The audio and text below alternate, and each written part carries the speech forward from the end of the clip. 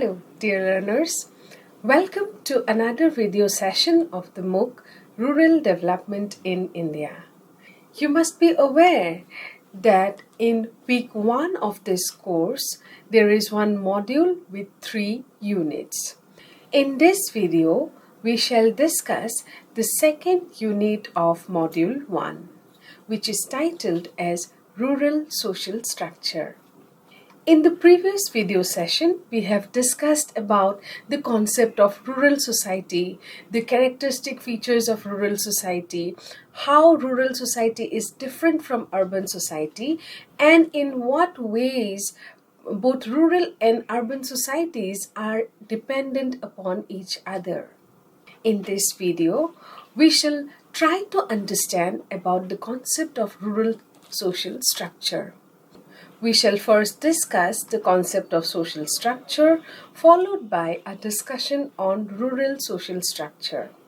We shall also discuss the key components of rural social structure and finally deliberate upon why studying about rural social structure is important for students of rural development.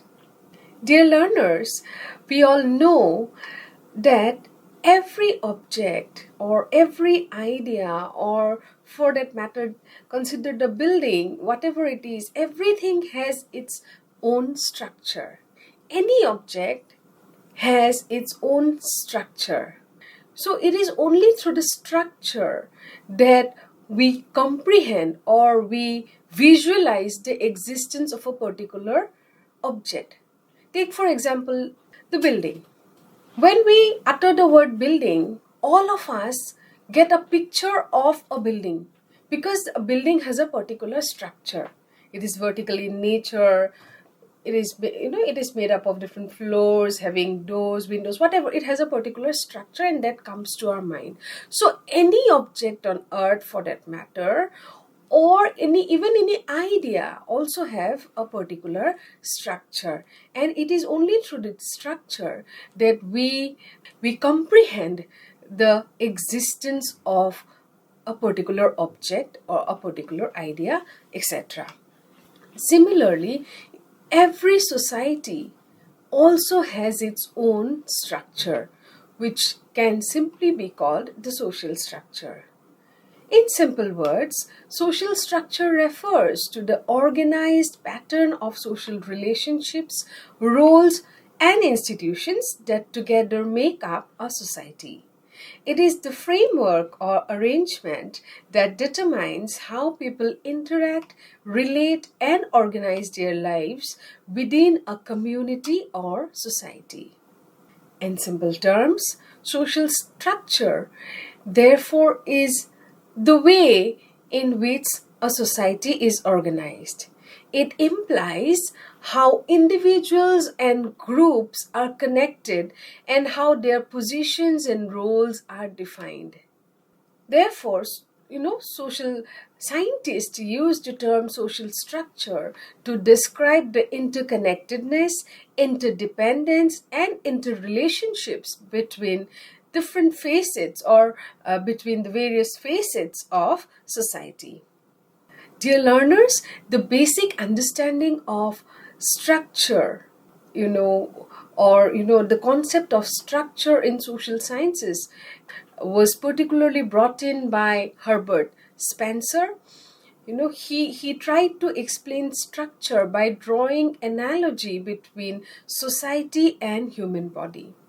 When you talk about the human body, you know that human body comprises of different parts, from the sense organs to various parts like hands, legs, heart, lungs. We have different parts that comprise a human body. Each part has its own function, but for functioning, each part has to depend on the other parts.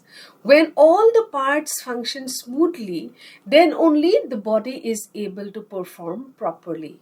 And when one part, when problem develops in one part of our body, in one particular organ, then the body slowly becomes dysfunctional, or when there is problem in one part of the body, the other parts also gradually are affected. So that is the structure of the body. And Herbert Spencer, by taking this idea of the interdependence of human body parts and how human body functions through the functioning of these parts, through this he tried to explain how society operates. He argues that society is just like the human body. Society also comprises of different parts, and these parts are what? The social institutions like family, marriage, law, economy, polity. All these various institutions comprise the society. All these social institutions, they function, and because they function, society survives. And for functioning of a particular social institution, it is dependent on the other social institutions. So it is same like the human body. And in this way, by drawing analogy between human body and society, Spencer argued, or Spencer showed, how society has its parts, and these parts work together for the smooth functioning of the society. And here he talks about the whole idea of social structure. So, from this analogy, or from these arguments forwarded by Herbert Spencer, we understand that, the social institutions that we have mentioned here, like marriage, family, caste, kinship, economy, polity, all these social institutions that are prevalent in human society shapes human interactions and interrelations, and this forms the larger social structure of the society.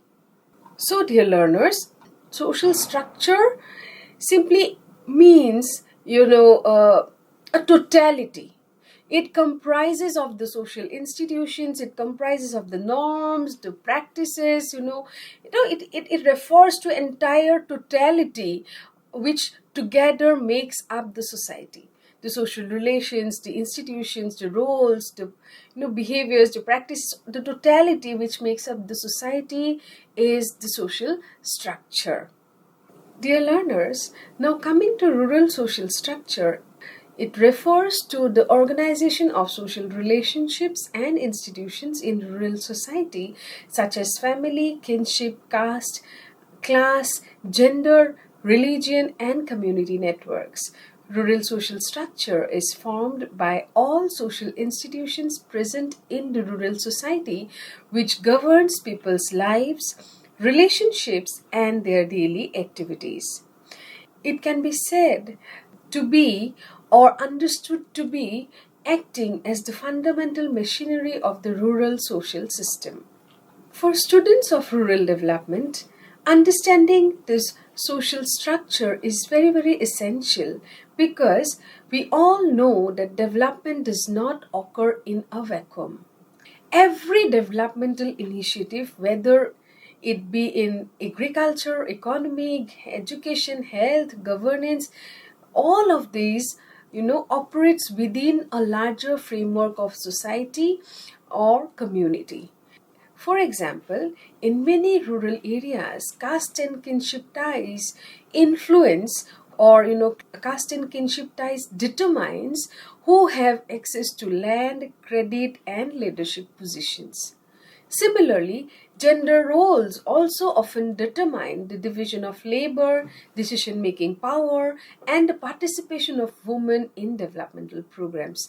Therefore, studying rural social structure is very, very important for students of rural development, and it is a fundamental and indispensable part of any rural development program. Studying rural social structure provides the students with the conceptual understanding and analytical tools needed to grasp the complex web of relationships, institutions, norms, and processes that shapes rural life and everyday activities in rural society. So, dear learners, let us now discuss some of the major components of rural social structure. As we have already mentioned, caste, family, kinship, class, etc. are some of the major components of rural social structure. We shall first discuss about caste. Caste is a system of stratification which accords different status to different groups of people in a society. It is a very significant social institution in any rural society as it governs social relationships and social interactions. Caste status is ascribed and hereditary.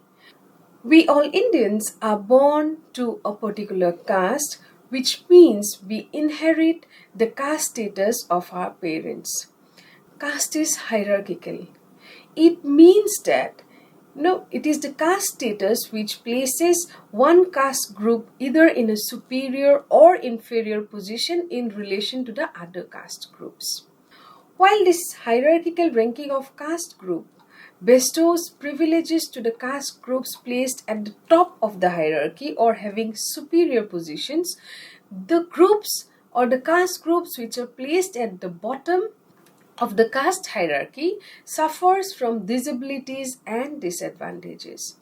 They face several restrictions while entering temples, public places, so on and so forth. These restrictions have, however, been declining with the constitutional safeguards that have been implemented to protect the lower caste people, spread education among them, give them equal opportunities, so on and so forth. But nevertheless, we still see that in the rural areas their caste still plays a strong role. Caste is again an endogamous group, which means a person has to marry within the same caste group, or he or she has to marry from his own caste. And further, traditionally what we have seen is caste also fixes occupation for its members.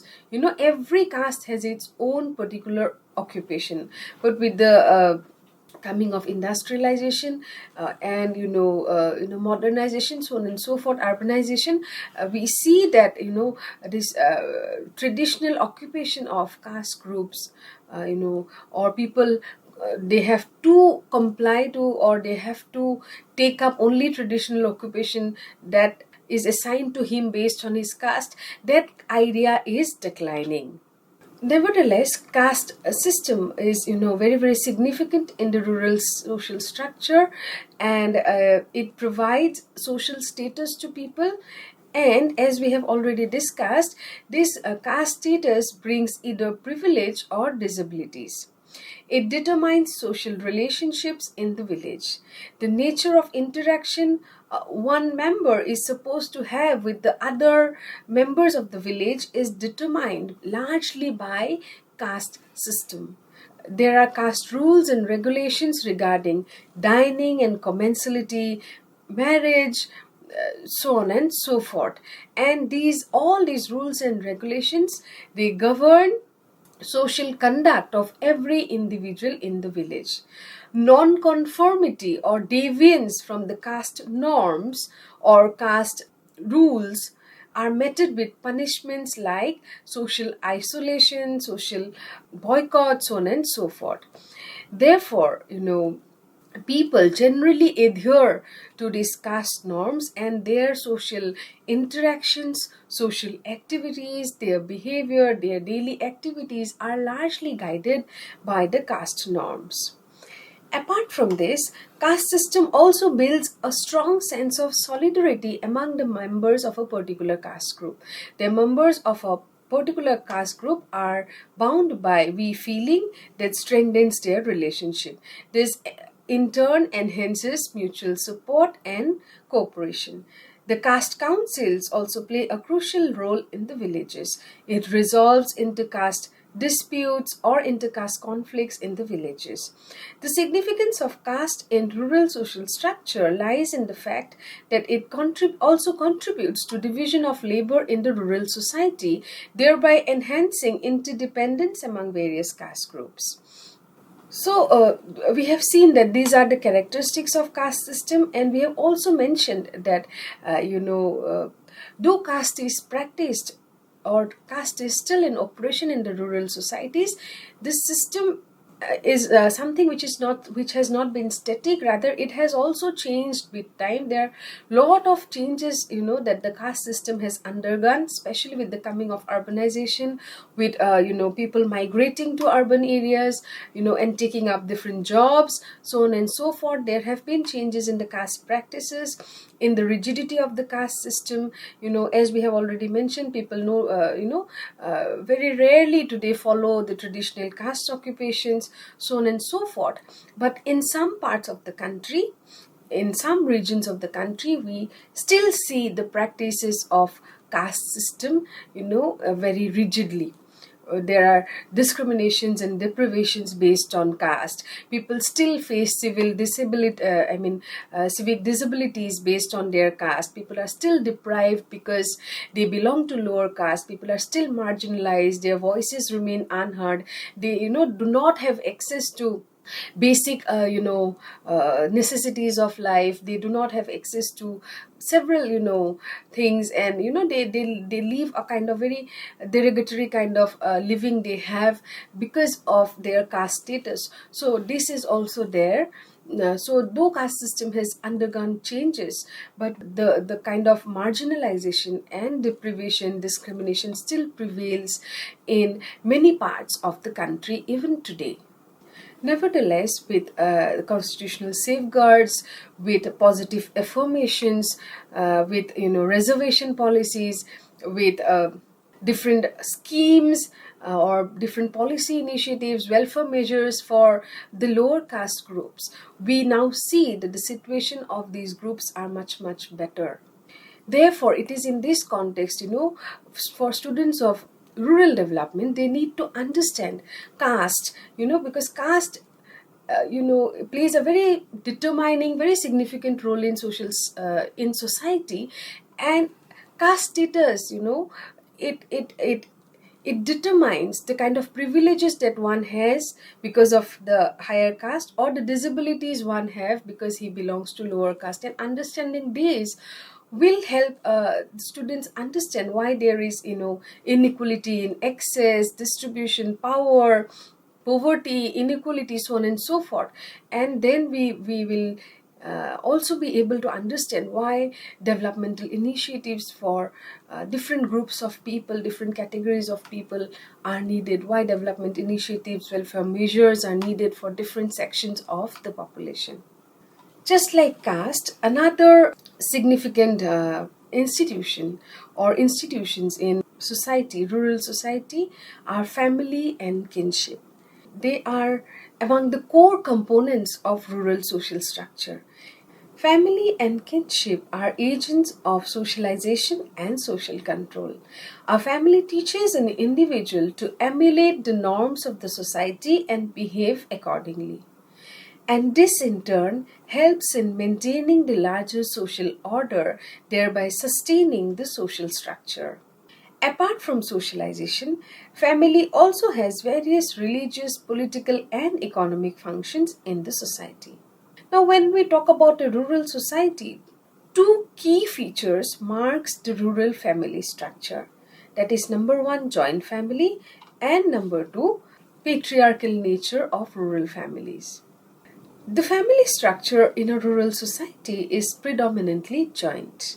According to Iravati Karve, a renowned social scientist, joint family is a group of people who generally live under one roof, who eat food cooked in one kitchen, who hold property in common, participate in common family worship, and are related to one another as particular type of kindred. In this type of family, two or more generations live together under the same roof. They share a common kitchen, common place of worship, so on and so forth, and the property is also commonly or jointly owned. However, with the advent of industrialization, urbanization, and rural outmigration, joint family is gradually disappearing in the villages as well. The second striking feature of rural family is its patriarchal nature, whereby it is the male counterpart who is considered the head of the family, And it is the father who is the supreme authority in the family and has decision making powers. All the decisions regarding family matters are either taken by him or must be approved by him. Women are given a very, very subordinate position in a patriarchal family. Her role is mostly confined to taking care of the family members, providing them food, providing them the other necessities. So she is mostly a caregiver, and she hardly has any part in the family decision making process. So she has a very, very subordinate, submissive kind of a role in the patriarchal families that exist in the rural societies. So, no, rural society, when we say family is a integral part of rural society, and the nature of family, if we see, is mostly joint, and they have a very, very patriarchal kind of a nature. Nevertheless, things have been changing with the advent of modernization, as we say, with the advent of rural urban outmigration, with the advent of the growing urbanization and urban areas spreading to the nearby rural areas. So with all of these, there is a changes in these nature of family, the features of family, so on and so forth. Kinship again is another very important social institution, and it is a very, very important component of the rural social structure. In simple words, kinship refers to a social bond or relationship between individuals and groups. Kinship is basically of two types: consanguineal kinship and affinal kinship. Consanguineal kinship are the blood relationships established by birth, whereas affinal kinship are the relationships that are established through marriage. The relationship between siblings, between brothers and sisters, are consanguineal because they are children born from the same parents and thereby have a similar, or they thereby share a blood relation. On the other hand, relationship between husband and wife is affinal because their bond is established through marriage. Now, kinship relationship is not just between two individuals, but then it is also between groups, because it establishes relationship between groups through marriages, the relationship of a woman between woman and her in-laws, between the bride's family and the groom's family. All are governed by kinship norms. Therefore, kinship is not just relationship between two people, but it is also relationships between families, relationships between groups. It's larger kind of relationships. And this the relationships are governed, the interactions, the behaviors of people, or members of different kin groups are governed by kinship rules. The relationship between a daughter-in-law and a father-in-law, or the relationship between a mother-in-law and her son-in-law, these are very all these relationships have their own code of conducts, how I'm going to behave with my relatives.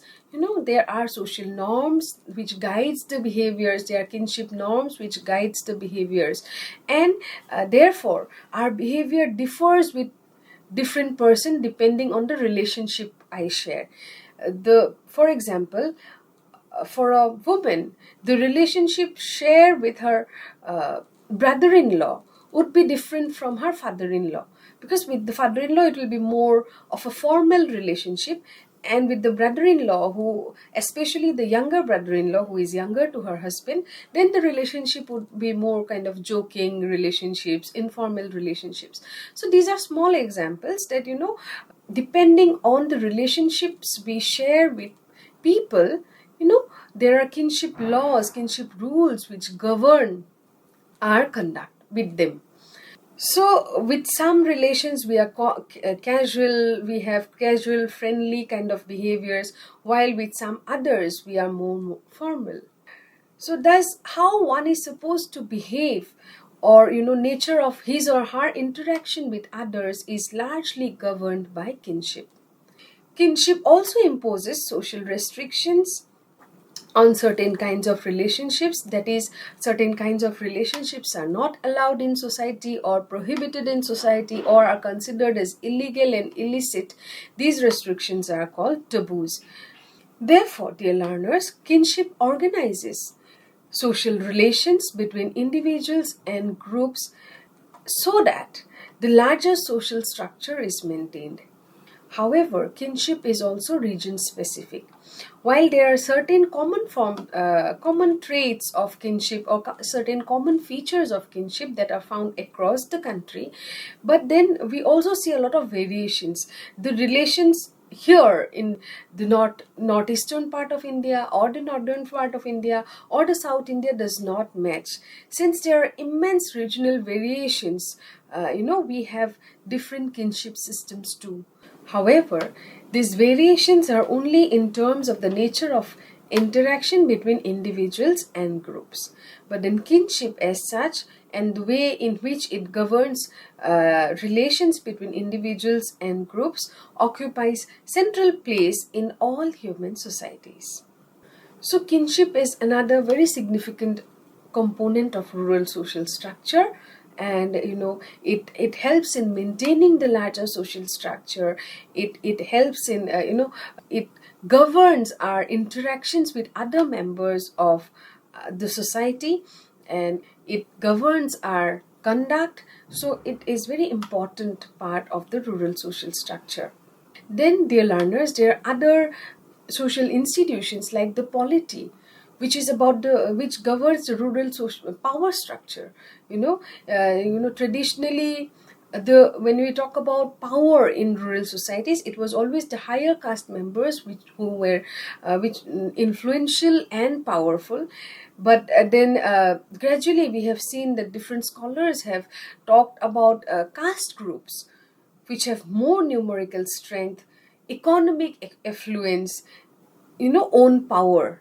So, we see that in rural societies, power is usually owned by people who belong either to higher caste, then, people having economic affluence, and people having numerical strength. So, when we talk about power in a rural setting, it also implies, or it we can see a kind of nexus between caste, economy, and or caste, class, and numbers, that is numerical strength. There is a kind of nexus. So power polity is also a very, very important part of the rural social structure, because it indicates, or it governs the access to privileges, access to land, access to economic opportunities, access to benefits, governmental benefits.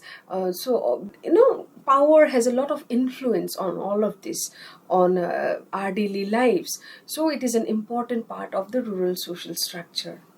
Next, economy is also another very important social institution that plays a very, very fundamental role in rural society and is an important component of the rural social structure. When we talk about the rural social classes, we have seen that traditionally in India, rural societies have been agrarian. People are dependent on agriculture for their living, for their livelihood, and therefore social classes were based on agrarian land relations. That is, social classes in rural areas were based on ownership and control of land, that is, who owns land and who works on land. Based on all of these, we have different agricultural or different agrarian classes, such as Malik, Kisan, Mazdoor, or similar kind of agrarian classes. So classes in rural societies are mostly based on agriculture, are mostly based on ownership of land, so on and so forth. And different scholars like Daniel Thorner, D.N. Dhanagre, Iravati Karve have extensively written on agrarian classes. And these rural classes, they represent the kind of social stratification that exists among rural population, reflecting inequalities in the distribution of land, wealth, and other economic affluences. However, with the advent of industrialization, rural classes have also undergone changes. We have seen the emergence of new classes in the villages and emergence of a rural middle class with the expansion of education, expansion or emergence of non-farm income, so on and so forth. So, dear learners, these social institutions that we have discussed here, like the caste, family, kinship, polity, economy, etc., all of these, they play a significant role in the functioning of the society, in the functioning of the rural society. They govern human social positions, social status, social interactions, power, access, privilege, disabilities, etc. Thus, this gives us an idea how rural society is organized and how it operates. It is in this context, studying rural social structure is very, very important for students of rural development.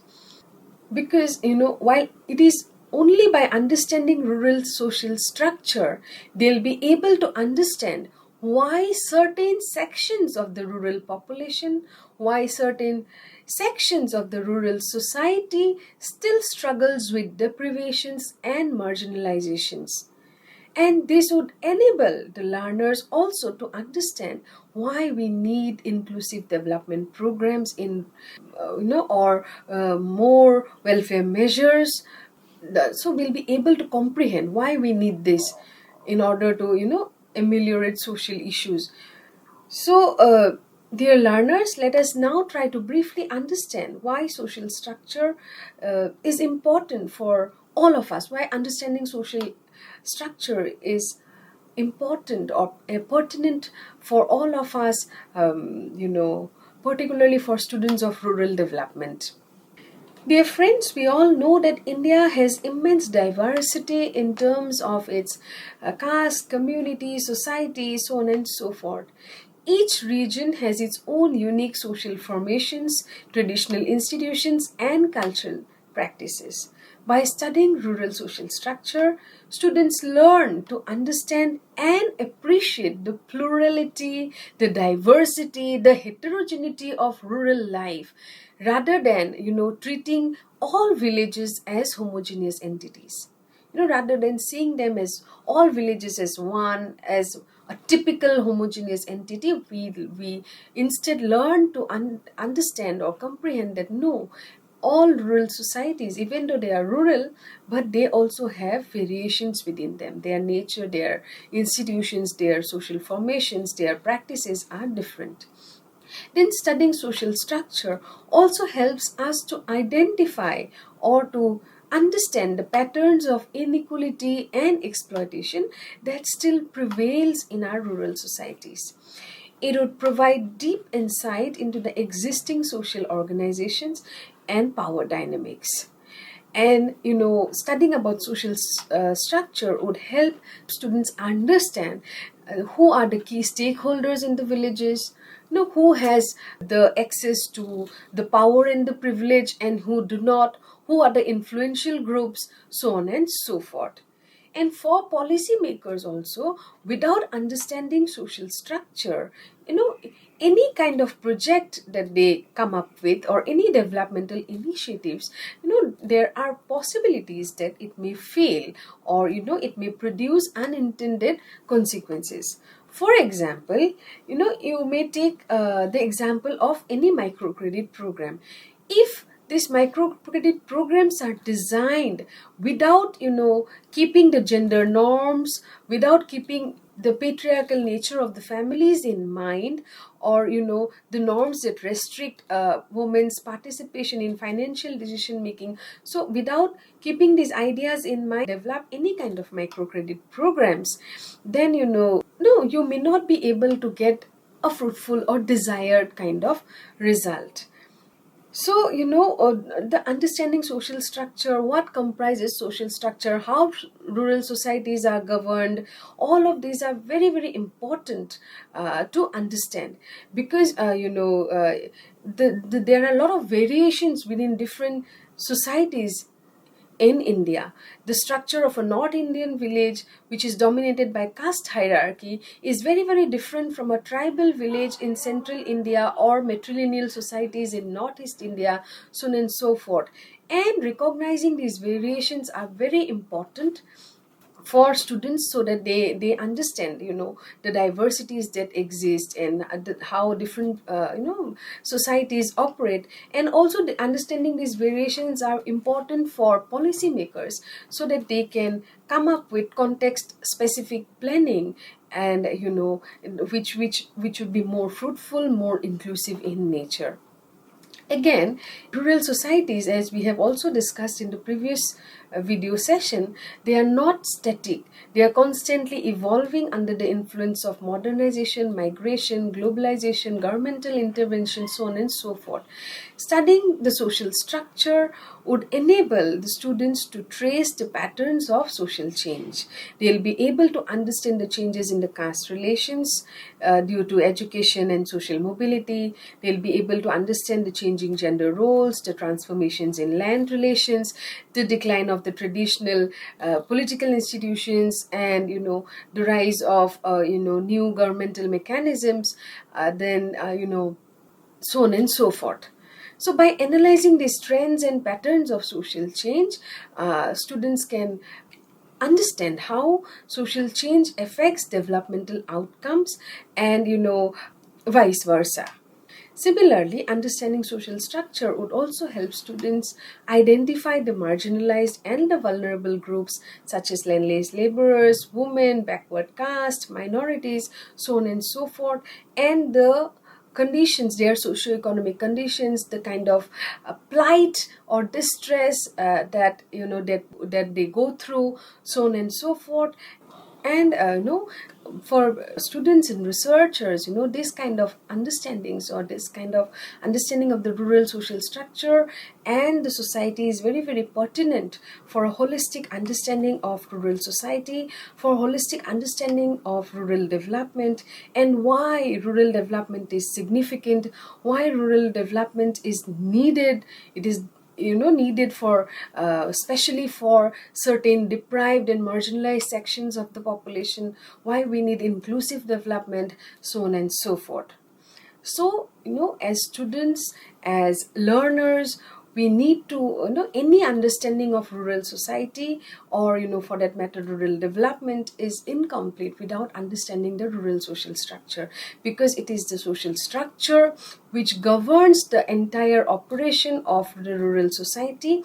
And it plays a significant role in people's access to power, privilege, benefits, getting government benefits of different governmental schemes, so on and so forth. So it plays a very, very influential kind of a role, and we need to understand this in order to come up with better mechanisms for inclusive development. With this, dear learners, we conclude here today. In the next video session, we shall discuss the Unit 3 of Module 1, and the unit is titled Rural Demography. We hope you have enjoyed this video session. Thank you.